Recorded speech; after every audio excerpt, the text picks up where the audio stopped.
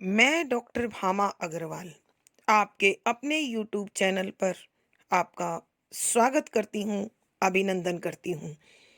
प्यारे बच्चों, आइए आज हम रामधारी सिंह दिनकर की सुप्रसिद्ध कविता कविता की पुकार का अध्ययन आरंभ करते हैं। यह उनके काव्य संग्रह रेणुका में संकलित है। यहाँ कविता जो प्राय रीतिकाल आदिकाल आदि का भ्रमण करती हुई आधुनिक युग तक पहुँच गई है, वह कविता कवि से कहती है कि आज मैं कल्पना की दुनिया छोड़कर यथार्थ से जुड़ूंगी। आज मुझे तारों से भरे नीले आकाश के नीचे सपने खोजने की इच्छा नहीं है।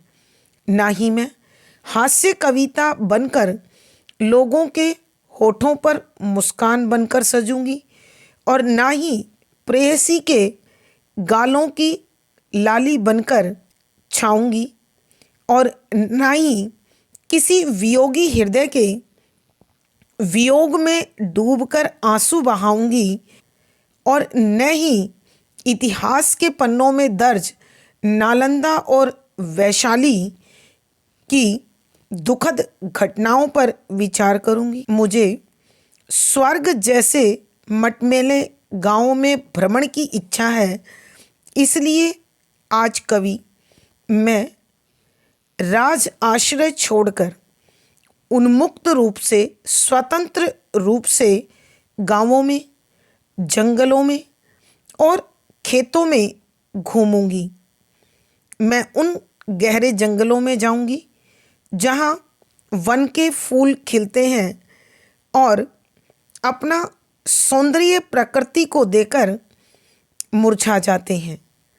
उनके सौंदर्य पर कोई भंवरा गुनगुनाता नहीं है, मकरंद लेने नहीं आता है। वहाँ झाड़ियों के समूह में जुगनू रूपी दीपक स्वयं जलते हैं, बुझ जाते हैं। मैं बिजली को छोड़कर आज गरीब की झोपड़ी के दीपों को सजाऊंगी और उनकी कुटिया में, झोपड़ी में घूमकर आऊंगी। मैं उन खेतों में भ्रमण करूंगी जहां श्याम सुनहरी आंचल लेकर खेतों में उतर आती है, जहां गोधूलि के समय गाय घास चबाती हुई अपने अपने स्थानों को लौटती हैं। सभी घरों में रात्रि के भोजन के लिए चूल्हे जलते हैं। दिन भर के कार्यों से निवृत्त होकर किसान चौपाल में बैठते हैं और श्री कृष्ण के प्रेममय गीतों को गाते हैं। पनघट से सुंदर स्त्रियां पानी भरकर अपने अपने घरों को लौटती हैं। मंदिरों की बजती हुई घंटियां अत्यंत मनभावक लगती हैं। जंगली तुलसी की महक लेकर पुरवैया चलती है।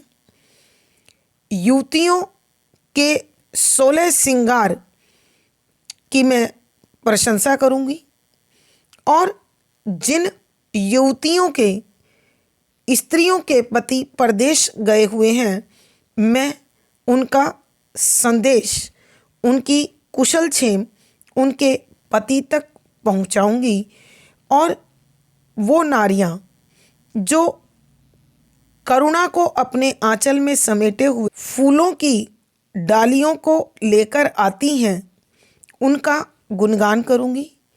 और यह गांव का माहौल, यह ग्रामीण वातावरण ही वास्तव में भारत की शक्ति है, भारत का स्वर्ग है।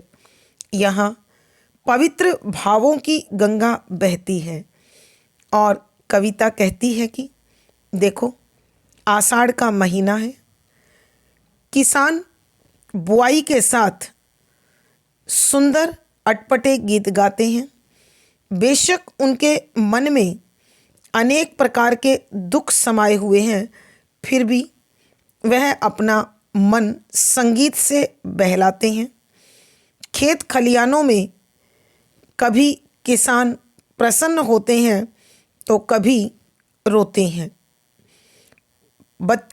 घास के बिछौनों पर अपना बचपन काटते हैं। मैं उन्हीं बच्चों के साथ खेलूंगी। वहाँ मकई की फसल तैयार होती है, आम के फल पक गए और तितलियाँ उड़ रही हैं। बांस के जंगलों में जुगनू चमकते हैं।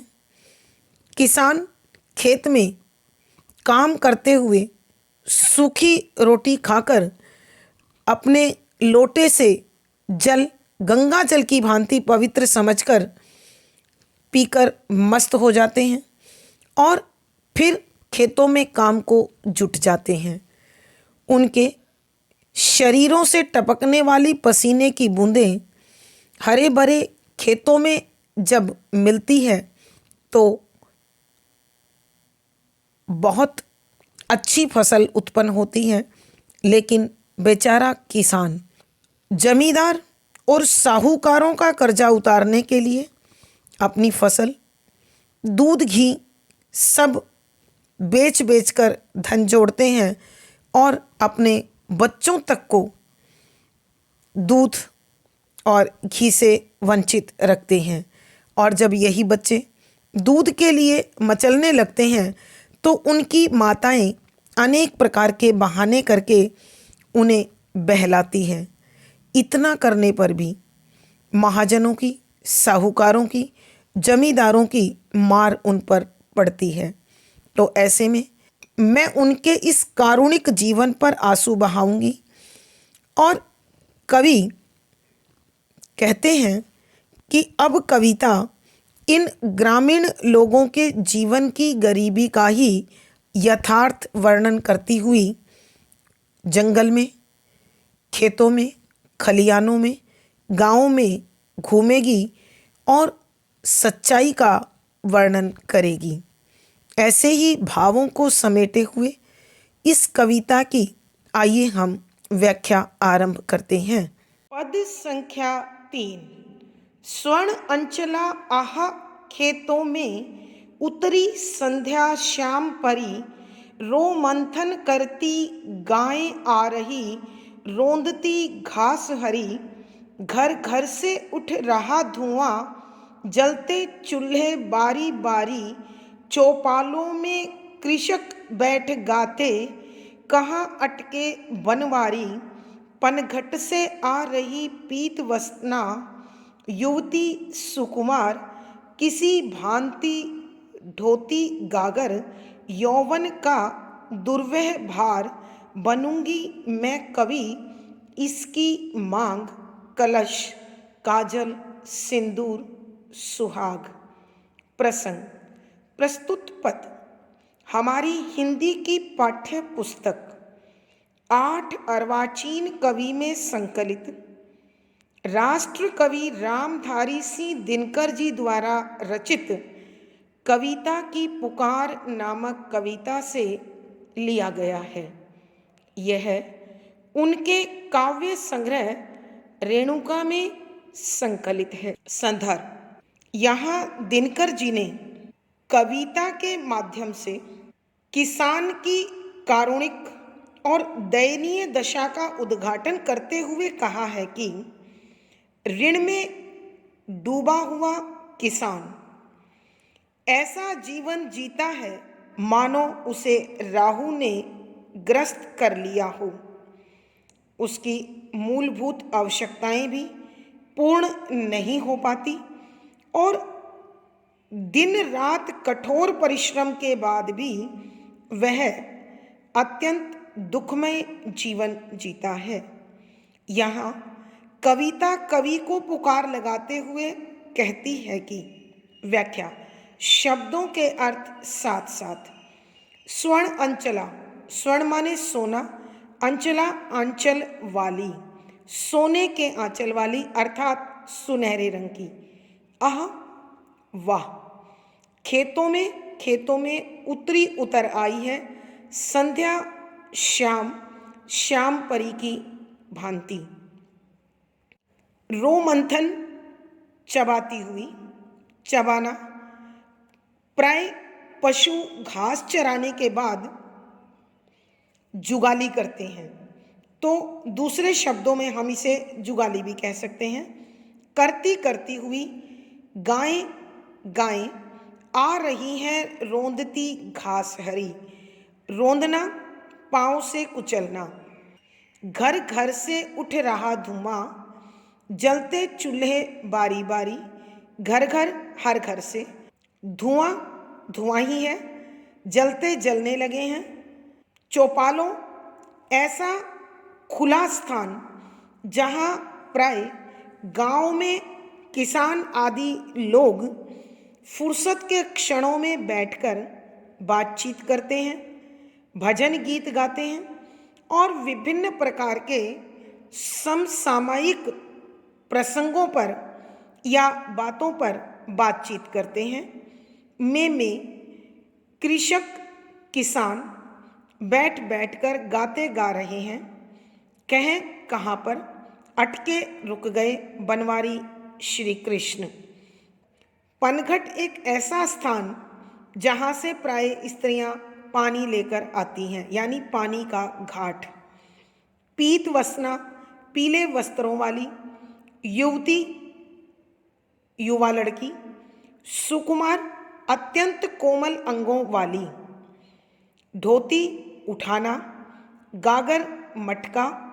यौवन जवानी दुर्वह मुश्किल से उठाया जाने वाला या जिसे मुश्किल से उठाया जाए। भार वजन बनूंगी बन जाऊंगी। मैं कविता अपने लिए प्रयोग कर रही है। कवि को संबोधित करती है। मांग बालों के बीच उसकी विभाजक रेखा मांग। कलश जिसमें पानी भरकर लाया जाता है। काजल आँखों में लगाने वाला एक तत्व जिसे हम औषध भी कह सकते हैं और श्रृंगार का साधन भी कह सकते हैं। सिंदूर लाल रंग का जो प्राय स्त्रियां बिंदी व मांग सजाने के लिए इस्तेमाल करती हैं। सुहाग सौभाग्य। यहाँ कवि की कविता कवि को संबोधित करते हुए कहती है कि स्वर्ण अंचला आह खेतों में उतरी संध्या श्याम परी।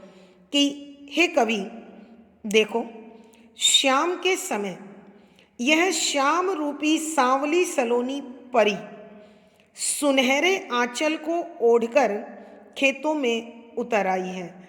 अर्थात शाम का समय है। ढलते हुए सूर्य की रोशनी शाम के साथ खेतों में फैलने लगी है और रोमंथन करती गायें आ रही रोंदती घास हरी। कि देखो, वन में चरने के लिए गई हुई गायें अब जुगाली करती हुई, खाई हुई घास को चबाती हुई, पगडंडियों पर उगी हुई घास को रोंदती हुई अपने अपने स्थान पर लौट रही हैं। घर घर से उठ रहा धुआं। कि हे कवि देखो, गांव के हर घर से धुआं निकलने लगा है, जलते चूल्हे बारी बारी। कि लोगों के घरों में क्रम से चूल्हे जलने लगे हैं। चौपालों में कृषक बैठ गाते कहाँ अटके बनवारी। कि शाम के समय में सभी किसान चौपाल में बैठकर वहाँ एकत्रित होकर अपनी थकान उतारने के लिए, अपने मनोरंजन के लिए, अपनी भक्ति भावना से भरकर कि हे श्री कृष्ण आप कहाँ अटक गए हैं, ऐसा भजन गा रहे हैं। पनघट से आ रही पीत वसना युवती सुकुमार। कि पानी वाले घाट से पानी ले लेकर अनेक पीले वस्त्रों वाली सुंदर कोमल अंगों वाली युवतियां अपने अपने घरों को लौटकर आ रही हैं। किसी भांति ढोती गागर यौवन का दुर्व्यवहार। कि वह अपने यौवन रूपी गागर का भार मुश्किल से ढोती हुई अपने घर की ओर चल रही हैं। अर्थात कवि के कहने का भाव यह है कि इन युवतियों में पूर्ण यौवन है।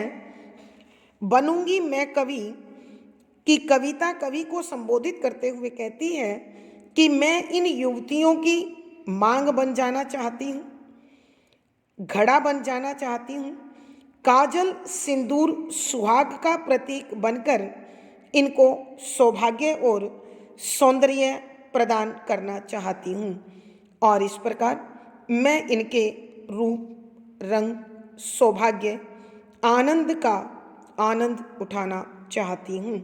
एक बार फिर बच्चों हम इस पद की व्याख्या करते हैं कि कवि की कविता कवि को संबोधित करते हुए कहती है कि हे कवि देखो, शाम का समय है और संध्या रूपी परी धीरे धीरे सुनहरा आंचल ओढ़कर इन खेतों में आने लगी है। अर्थात ढलते हुए सूर्य की सुनहरी रोशनी लेकर शाम खेतों की ओर चल पड़ी है, पूरे गांव को अपने आंचल में समेटने लगी हैं। रोमंथन करती गाय आ रही रोंदती घास हरी कि जंगल में चरने के लिए गई हुई गायें जुगाली करती हुई पगडंडी के आसपास उगी हुई हरी घास को अपने पांवों से कुचलती हुई अपने अपने स्थान पर पहुंच रही हैं। घर घर से उठ रहा धुआं, जलते चूल्हे बारी बारी कि हे कवि देखो, अब गांव में घरों से धुआं निकलने लगा है और लोग रात्रि के भोजन की तैयारी करने लगे हैं, इसलिए हर घर में कर्म से चूल्हे जलने लगे हैं। चौपालों में कृषक बैठ गाते कहें अटके बनवारी कि गांव की चौपालों में खेतों से लौटे हुए किसान, कामगर, मजदूर व अन्य ग्रामीण लोग अपने अपने काम को समाप्त कर उससे निवृत्त होकर चौपाल में इकट्ठे हो गए हैं और अपने मनोरंजन के लिए, थकान मिटाने के लिए बड़े भाव के साथ भजन गाते हैं कि हे प्रभु श्री कृष्ण, आप कहाँ अटक गए हैं।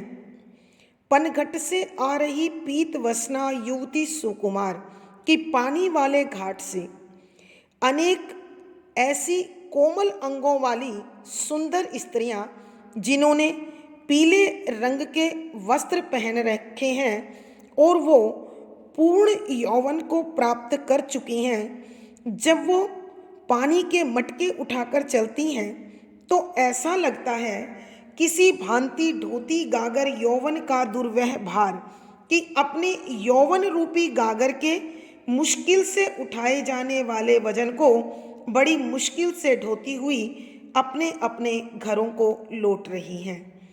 तो कवि की कविता कवि को संबोधित कर कह रही है, बनूंगी मैं कवि कि हे कवि, मैं बनना चाहती हूँ इन कोमल अंगों वाली सुंदर युवतियों की मांग, अर्थात सौभाग्य, मटका, काजल, सिंदूर जैसे सुहाग के प्रतीक चिन्ह और ये बनकर मैं इन युवतियों की निकटता में इनके अल्हड़ यौवन का, इनके रूप का, इनके रस का और सौभाग्य का आनंद उठाना चाहती हूँ।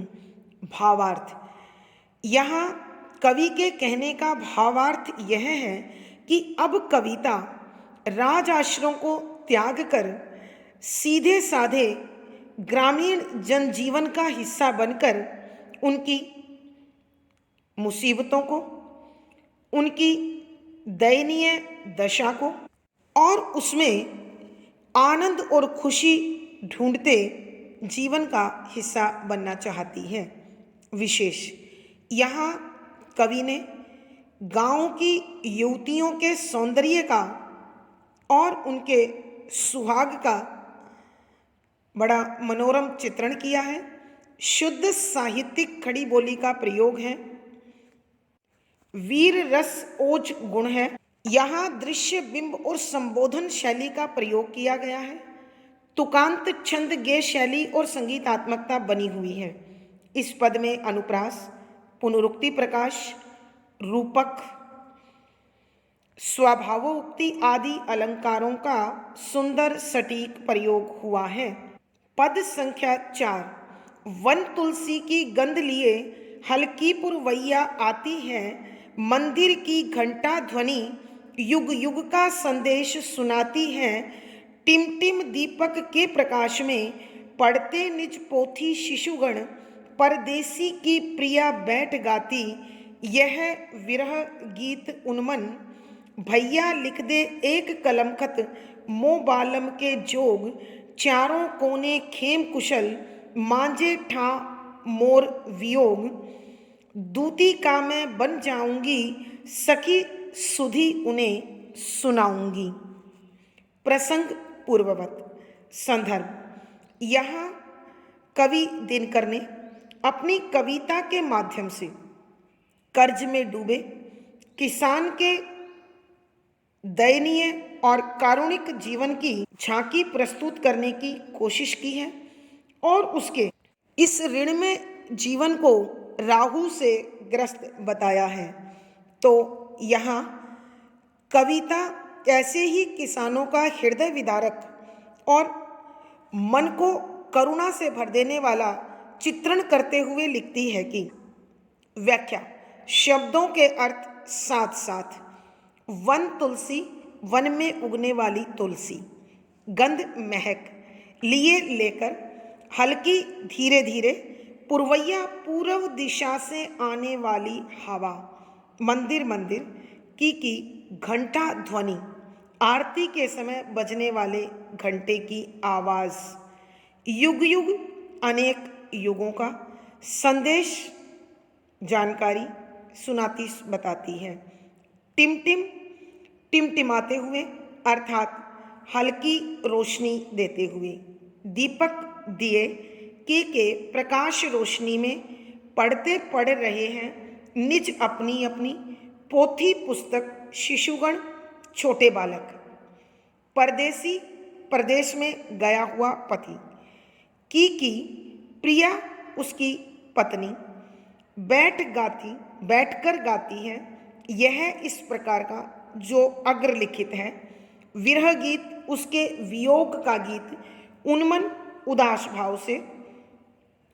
भैया, हे भाई, लिख दीजिए एक कलम खत, कि एक अपनी कलम से एक खत लिख दो, मो मेरे बालम पति के जोग नाम और जोग योग्य, चारों कोने खेम कुशल, कि उस पत्र में चारों तरफ यहाँ का राजी खुशी का हालचाल लिखना और बीच में मांझे ठा मोर वियोग, मांझे बीच में ठा स्थान देना, मोर मेरा, वियोग विरह को।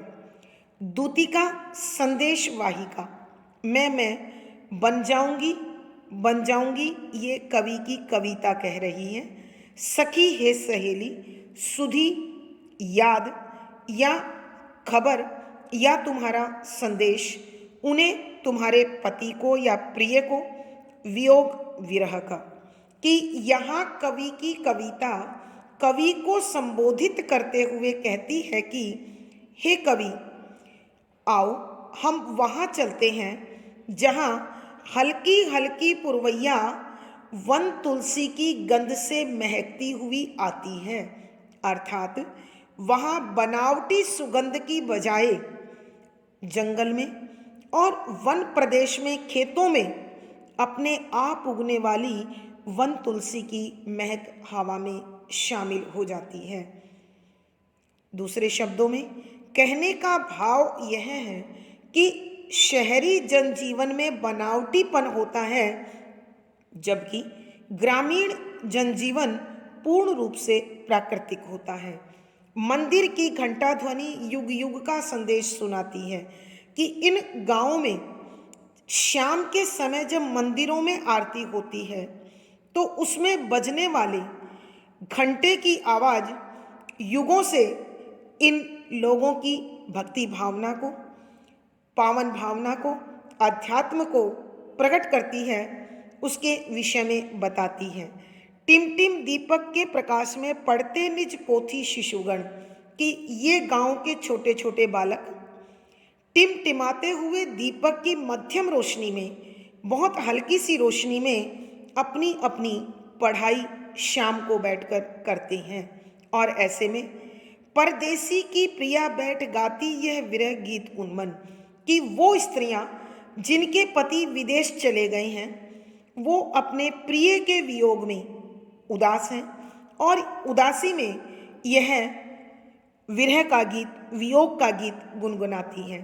भैया लिख दे एक कलमखत मोह बालम के जोग, कि हे मेरे भाई तू एक ऐसा खत मेरे पति के योग्य लिख दे, मेरे पति के नाम लिख दे अपनी कलम से, जिसमें तूने चारों कोने खेम कुशल मांझे ठा मोर वियोग, कि उसमें चारों कोनों पर तू गांव की, हमारी ग्रामीण जनजीवन की सब अच्छा हालचाल लिख दे, सब कुछ भला लिख दे, ताकि उन्हें गांव की कोई, परिवार की कोई और अपने से जुड़े लोगों की कोई चिंता ना हो।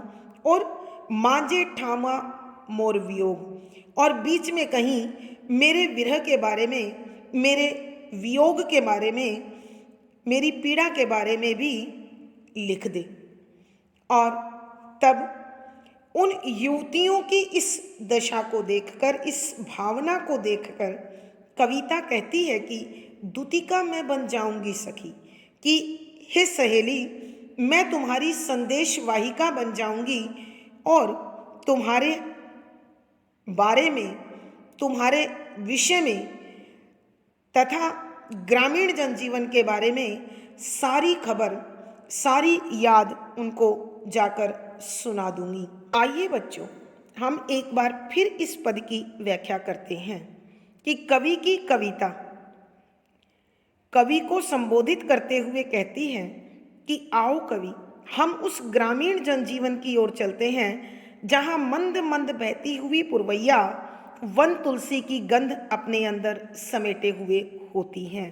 अर्थात प्राकृतिक वातावरण का वास्तविक आनंद ग्रामीण अंचल में ही, ग्रामीण क्षेत्र में ही प्राप्त किया जा सकता है।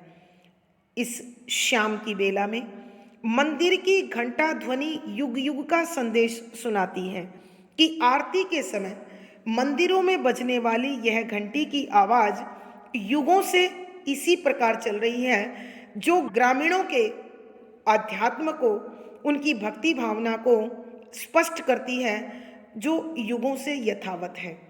टिमटिम दीपक के प्रकाश में पढ़ते निज पोथी शिशुगण, की टिमटिमाते हुए दीपकों की हल्की रोशनी में रात्रि के समय सभी बालक अपनी अपनी पुस्तकों से पढ़ाई करते हैं। और ऐसे में परदेसी की प्रिया बैठ गाती यह विरह गीत उन्मन, कि जिन स्त्रियों के पति प्रदेश गए हुए हैं, उनकी पत्नियां वियोग से भरकर, उदासी से भरकर यह बिछुड़ने का गीत गाने लगती हैं। भैया लिख दे एक कलम खत मो बालम के जोग, कि हे मेरे भाई तू अपनी कलम निकाल कर एक चिट्ठी मेरे प्रियतम के योग्य भी लिख दे। चारों कोने खेम कुशल मांझेठा मोर वियोग, कि उस पत्र के चारों कोनों पर तू हमारे गांव के बारे में, परिवार के बारे में और जनजीवन के बारे में सब राजी खुशी लिख दे, सब कुशल क्षेम लिख दे, ताकि उन्हें वहाँ किसी प्रकार की चिंता ना हो। और इसी पत्र के बीच में कहीं मांझेठा मोर वियोग, कि मेरे वियोग को भी स्थान दे देना।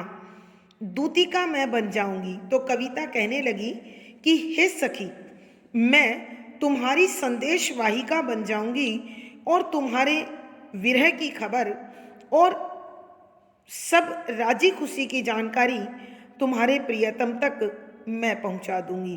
अर्थात कविता नायिकाओं की संदेश वाहिका बनकर उनके प्रिय तक उनका संदेश पहुंचाना चाहती है। भावार्थ: कवि के कहने का भाव यह है कि ग्रामीण जनजीवन में सादगी, सरलता और तरलता सहज रूप से देखी जा सकती है। विशेष: यहाँ कविता ग्रामीण क्षेत्रों में जाकर वहाँ के स्वाभाविक जीवन को पढ़ना चाहती है, उसको अपनी रचना के माध्यम से स्वयं में समेटकर सब तक पहुँचाना चाहती है।